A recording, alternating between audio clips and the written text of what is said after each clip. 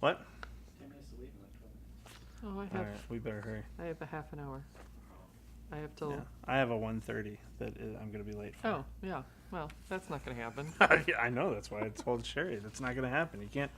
You can't rush the magic of podcasting. Well, technically, this was supposed to start a half an hour ago, though. This is very true. But if we had started a half an hour ago, the music would have kicked off, and then we would have had to start all over. So in a way, I like to think we would have powered through, I but don't know. I think it would have shaken us. okay. Well, let's start now. Okay. How about it? All right, sounds good.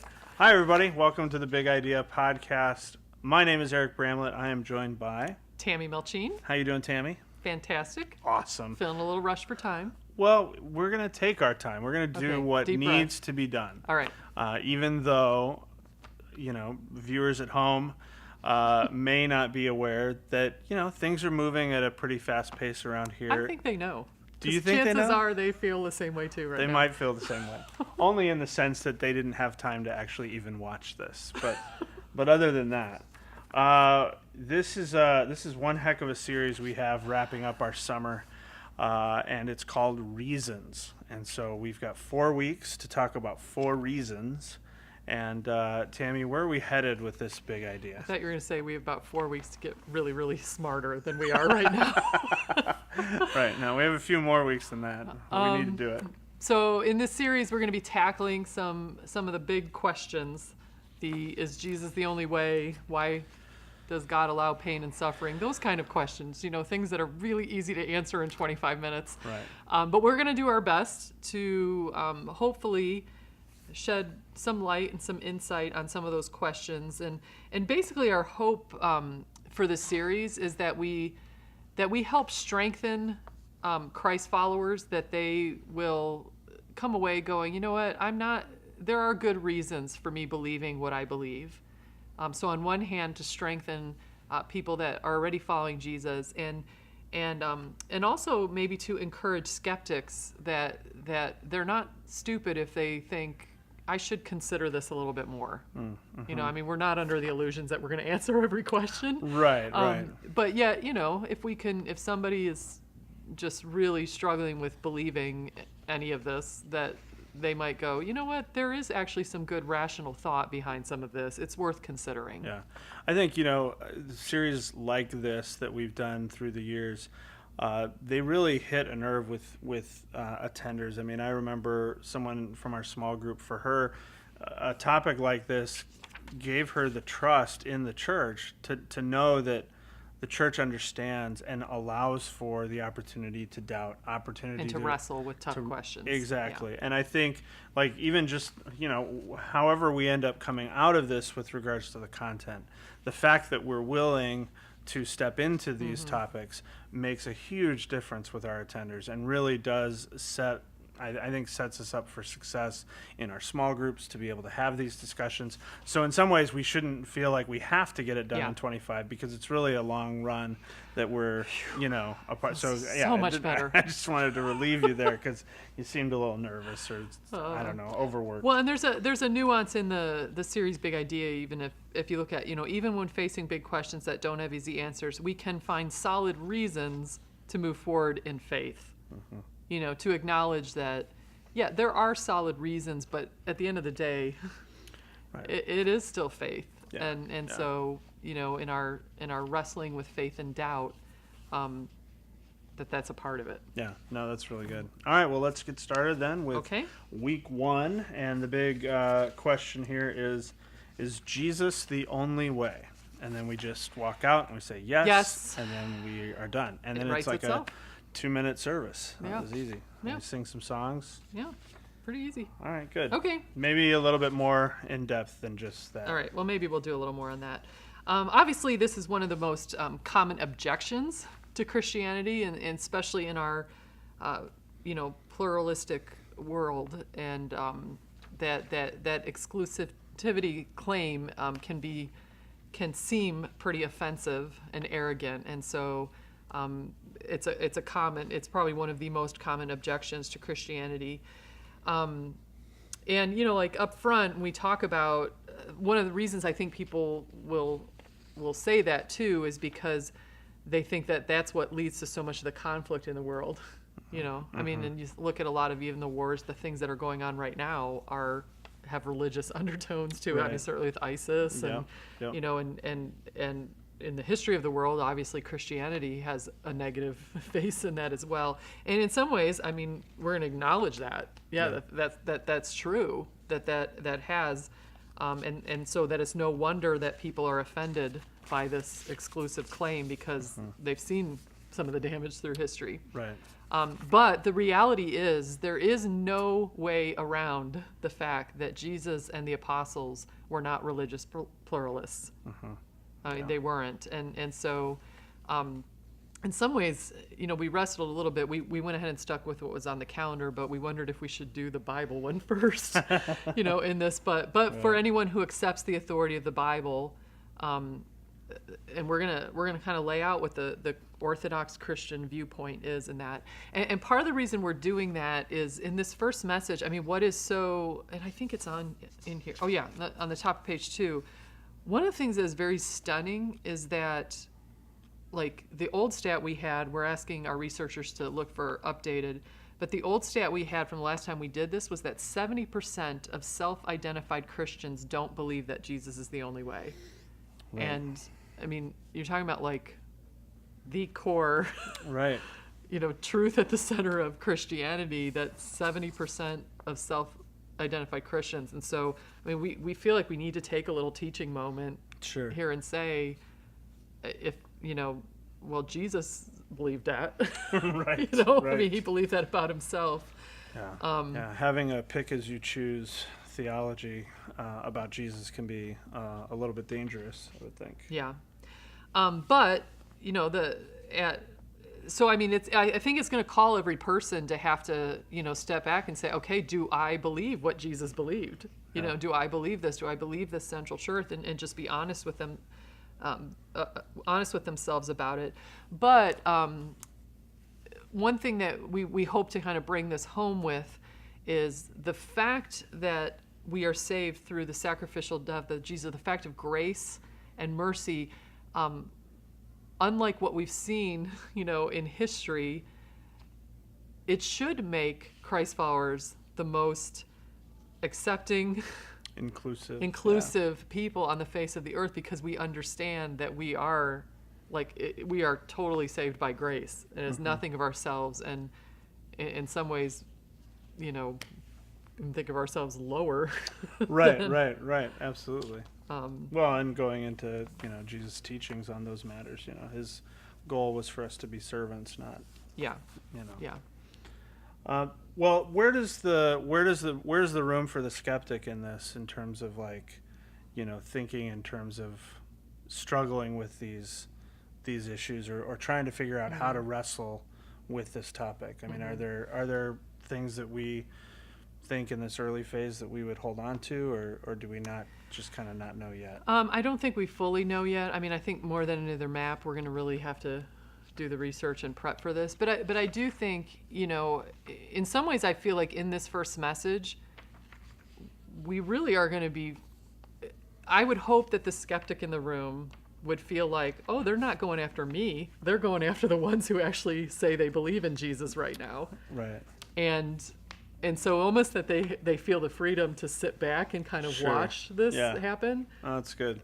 But then also that through that they would hear this, okay, you're actually acknowledging that Christianity has played a role in a lot of bad things that have happened, but you're also now at the end, you know, because now I understand what you're saying, who Jesus was and how that should affect the way that we operate in the world, like what you're saying should happen is a really good thing. Right. And that's a very attractive thing, something that, Yeah. gosh, if that's the way Christianity was playing out, Right. I think I might actually like it. And you also know? to look to the history of the early church and, like, what was actually happening in terms of the inclusiveness, the way in which they shared everything, you know, and not just, I mean, kind of extra biblical historical accounts of the first Christians, and the way in which they would welcome the sick, welcome the disenfranchised, the children, you know, anyone and everyone. It was truly inclusive, and probably through the years we've screwed that up a bit. But I love what Louis Giglio says, as kind of our last quote for the topic, believing that Jesus believed that Jesus was the way to salvation. You don't suffer crucifixion's death to be one of many options. And I love, being able to land on that sentiment. That's some pretty good stuff. All right, let's look at week 2 then. That was simple, right? Yeah. That was easy. Piece of cake. Yep. So now we're going to ask, can I trust the Bible? And again, the answer is yes. Ding, ding, ding, ding. Good night, everybody. In this one, you can see the big idea statement. And I should mention that we're probably going to need to tweak these big idea statements once we really figure out the crux of each of these messages. But that it can be shown to be a reliable document. And it's a solid foundation on which to build our lives. And so, we're going to do some basic, I guess you would say apologetic, type stuff for this, of the historical reliability, the archeology that backs it up. The case for the Bible, basically. Yeah, some of that type of stuff in this message. That like the different evidence out there to support that this is actually, something. And part of the biggest one is that is just even the eyewitness accounts of it, that certainly, people were alive yet when some of these things were being written down, and you could have certainly found a lot of people arguing against it, and yet you don't. Right, yeah. Yeah, the same timeline does not carry point and counterpoint pieces. Well, and I think one of the things you mentioned in the map, which stuck out to me, is oftentimes we use the Bible to prove the Bible's that the Bible's true, and I think from a skeptic standpoint, again, it's like this is an opportunity for us to take kind of the wide view of history, archaeology, put some of these things together, and say, like, we're going to be able to connect some dots here that a logical person would look at and say, that doesn't seem as refutable as maybe I thought it was originally. And I always find it fascinating that, the historical even document evidence for the Bible is like so far beyond the authenticity of like other historical documents. And yet there's other historical things that we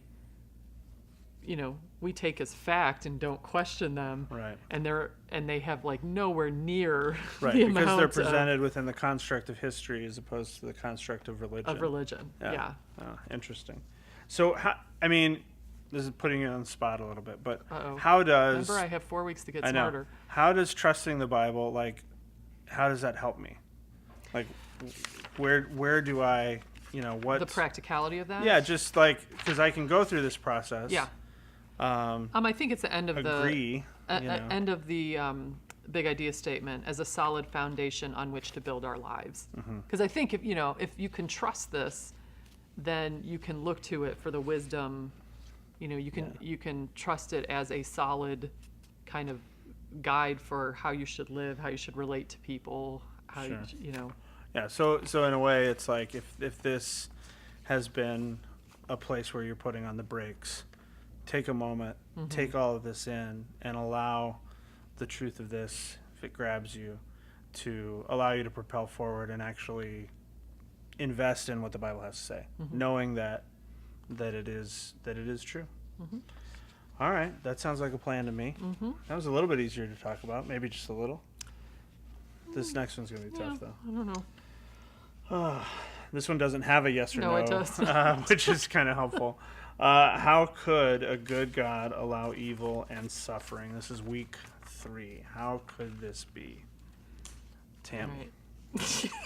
I'm trying to, I really should have looked this over more closely before. No, I don't. I wouldn't do that. That doesn't make sense to me. I think we just shoot from the hip. And honestly, in this one, even as the big idea statement says, why God does not provide a reason for such experience of pain. Through Jesus, he does provide a way to face suffering and hope, with hope and courage, rather than bitterness and despair. And we are going to make intellectual arguments about pain and suffering, but ultimately, there's a part of it that this message that just has to be pastoral too, and that it's like, everything doesn't happen for a reason. Right. But God can redeem those things and give us the strength and the hope and the courage to move through them. But we're gonna rely on some Tim Keller stuff and others because he's pretty brilliant on this. Because it's interesting that like saying how could God allow suffering? The question you're really asking is like, either God is, because there is suffering, either God is not good or God is not God. Right. Because if he were good, then how could he allow suffering? Or if he can't stop it, then he's not really God. Yeah. But the whole thing of like, if God really is God, then we have to also allow for the possibility that he knows things and sees things and can understand things more than we can because he's God. I mean, so there's intellectual arguments like that you can make. It doesn't really always help me when I'm, right. In the pit myself or something like that. Well, and I think that's going to be the toughest part about a topic like this is that you're going to have so many different temperatures out there. Yeah. You're going to have people who are a month out of some horrific tragedy. Yes. And for them to hear this is going to be very, very difficult. And the most you can do is be near them and be alongside them, for the journey. And others are going to look at it as a similar sort of apologetics thing, like if this, then that, and so I can't, how do I reconcile these what feel like cross purposes? Even though Jesus says, in this life there will be trouble, we can get away from the caution of that or the encouragement there once we get into some of the details and get into the weeds of some of these things that happen that feel like they shouldn't have happened, and that there's no real good reason, there's no benefit in something like this taking place. And so that's why, I mean, we'll dip our toes in the philosophical arguments of, there are rational things to consider in this, but it's going to be this balance with the pastoral, and ultimately, I think what gives us the courage and hope is to look at Jesus. And so in this message, I mean, because I think sometimes we don't really grasp how much Jesus suffered and all this, and you realize, and I love the Tim Keller line is, the suffering that Jesus went through, why it doesn't answer the question, why does God allow evil and suffering? What it does tell us is what the answer isn't, and the answer is not it can't be that God doesn't love us, because in Jesus you see the full expression of that, and so and also it's not just in his suffering and death, but then also we have to remember it's in his resurrection that we realize that we have hope. And so that's we'll be trying to figure out how to do all of that in 25 minutes. right. On the problem of evil. Yes. So I mean, the hope would be that people come out with a little bit of this a little taste of, okay, there are some rational things that challenge that question. But mostly they come away knowing there's a God who loves them, who identifies with what they're going through, and who gives them a promise of hope. No, that's good. All right, not an easy one. And then we wrap up the series with week 4. How can a rational person believe miracles are true? What's the answer? They need a flux capacitor. I think that is the answer. If they have a flux actually. capacitor, then they can believe. And I will say, as we were preparing the map, more than any of the other ones, this one we felt like we need to do the most, because I don't know that we've really in terms taught, of research. We've taught on this one a lot. So we really there's not a lot in the map right here. I mean, I think we see where we want to go. Is what is a miracle? Can we believe some of those things there? Can we reconcile miracles and silence? You're not stupid for believing in miracles or thinking Miracles can do happen today. Right. But we've got a lot of work to do to Yeah. to figure out how to flesh that. Yeah, as that difficult as the previous topics were, they still feel like they're for the most part in kind of communities' Well, and we've addressed regular them before, routine yeah. and our deck of cards, I guess, Yeah. in terms of where we tend to talk. This one definitely feels like, and it's and it's a response to a lot of I mean, there's a reason that this makes it on this list. I mean, there's reasons that we feel like we need to go here with this, but maybe we don't exactly know where here is yet. Yeah. So, well, let's hit the big idea statement at least, and what are we trying to say? Because we worked really hard on that one. We did. Again, to come away going, you're not, you don't have to abandon rational thought to believe in miracles. Right. And that, I mean, the whole notion of a miracle being a supernatural act means that there is something beyond the natural, the just stuff that I can understand with my mind. Mm-hmm. But also that we do believe that miracles still happen today, and so to wrestle with that a little bit of what does that mean for us, and are we looking for miracles to be happening today? Right. So, yeah. All right. Well, I mean, we will be a lot smarter in 4 weeks. I look forward to that enlightenment. I think it's going to be great. Good. Well, I do think it's an important series, and yet it also has like standalone qualities, which I think help as it relates to summer and what people will be necessarily walking into, that they can kind of put a finger on this one particular topic and not feel like necessarily that they missed something if they were not there last week or the week after. So there's really some good brainstorm potential, and I guess even as we're talking about this as a struggle or as feeling like, oh my goodness, how are we going to accomplish this in a 25-minute talk or a 65-minute service, I think part of the encouragement is to remember, and it's honestly it's true for all of them.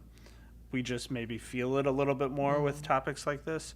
But what we're doing when we're creating these moments is we're starting a conversation. We're not encapsulating an entire thought process to get somebody from here to here in 1 hour.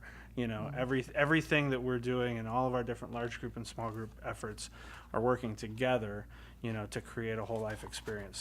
So in some ways, Thanks for the pep talk. Yeah, well, I mean, we can put undue pressure on like every word, and if I miss on this, I'm going to miss on all of it. And if there's one miracle that I've seen over the last 20 years, it's God, letting us kind of do this, his thing, doing his thing even regardless. In the midst of us preparing for it. So. All right, well, that's where we're headed for reasons. So thanks, Tammy. Anything else we need to know? I don't think so. All right. Have fantastic brainstorms. We'll see you later. Bye-bye.